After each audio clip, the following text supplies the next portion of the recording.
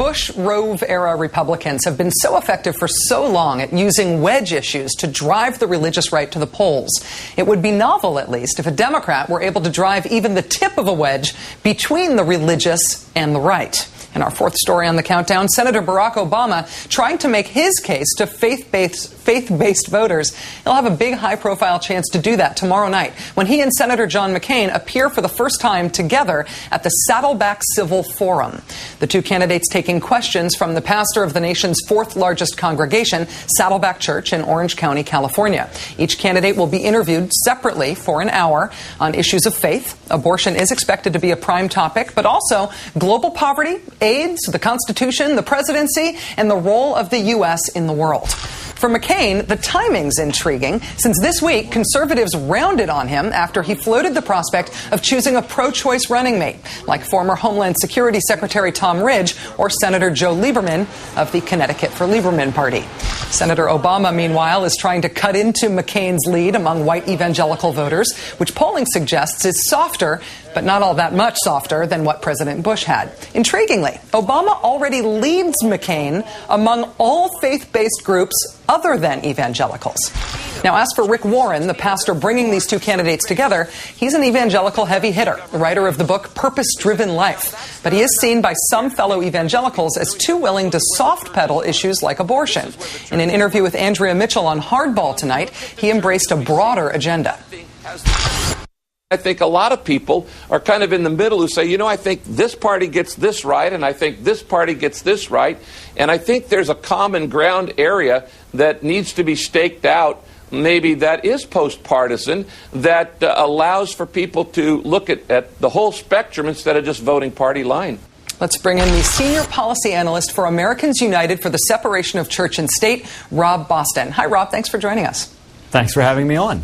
Do you think, honestly, that Senator Obama has a chance of earning the votes of a significant portion of white evangelical voters? Well, if you look at some of the recent elections, they have been very close. He doesn't have to pull off that many to make a difference. Of course, the challenge is to find a way to do that that doesn't isolate the voters who consider themselves secularists, because that's a significant block as well. How significant a block is that? That's a term that you never hear in polling. Yes, from the data I've seen, it could account for as much as 10 to 15% of the electorate, which is not a number to be sneezed at. How much of the prospects of Obama winning over religious voters, how much of that owes to a change in the thinking of religious voters? And how much of it owes to Obama's particular appeal, the policies he supports, the way he's campaigning? I think it's a little bit of both. We're hearing a lot these days about the so-called new breed of younger evangelicals who aren't so interested in the old issues of opposing abortion and opposing gay rights and same-sex marriage. Supposedly, these folks want to move on. They want to adopt environmentalism and poverty and fight AIDS around the world. This may be, a media phenomenon, or it may be something real. I think it's a little early to tell. I think the religious right, as it's been traditionally constituted, still has a good bit of strength left, still has a kick. But there's definitely a tension there, the old guard versus this younger breed, and it's really too early to tell how that's going to shake out. We saw some of those politics in action this week, with the McCain campaign seeming to float this trial balloon on a vice presidential pick who is not pro-choice. One Ohio activist, a guy named Phil Burris, said that choice will end his bid for the presidency and spell defeat for other Republican candidates, even threatening down-ticket Republican politicians if McCain chose somebody who was pro-choice. If evangelical voters make up 20 or 25% of the electorate, what proportion of those are single-issue voters that would see an issue like abortion as a litmus test?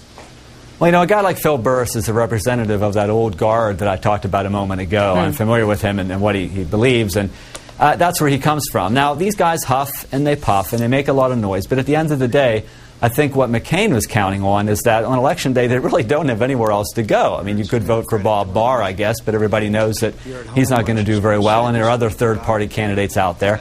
The fact is that what McCain is, I think, hinging on is this sort of fear of Obama that's very prominent among the religious right groups right now. If you look at their websites and read their publications, as they do on a daily basis, you just see that they're really building this guy up as this really just awful force, and not somebody you want to let replace John Paul Stevens on the U.S. Supreme Court.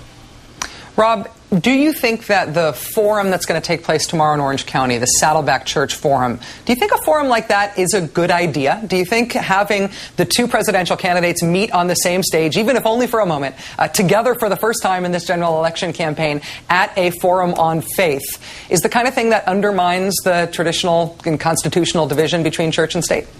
I think there's simply too much religion in our political system. We've been through this already. We've had these types of forums. We know what these guys believe. We know they're Christians. We know they go to church. If you look at the polling data, the average American is saying the things that they are concerned about are energy prices, the mortgage crisis, the war in Iraq, the recession. Are they going to be able to keep their jobs? Real bread and butter issues, paying the bills. To go back and talk about God again and Jesus and Christianity and the Bible and ask what's your favorite Bible verse and get into all that. We've been there, we've done that. I think the average American is saying, okay, I'm satisfied. Let's move on to some really more pressing issues. Rob Boston, Senior Policy Analyst for Americans United for the Separation of Church and State. Thanks for joining us tonight. My pleasure.